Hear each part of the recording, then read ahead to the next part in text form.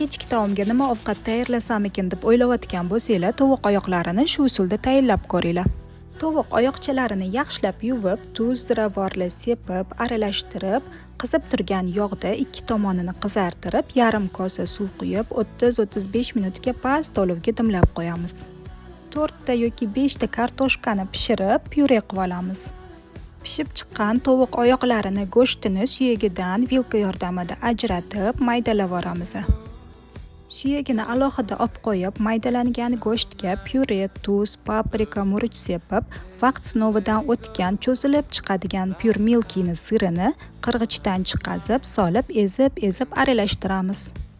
Videoda ko'rsatganimdek forma berib, unga, tuxumga, non talqoniga botirib, qizib turgan ko'proq yog'da qizartirib, qovurib, pishirib olamiz.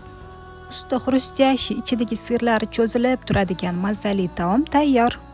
Retsept yoqqan bo'lsa, bugungi kechki taomingizga albatta tayyorlab ko'ringlar.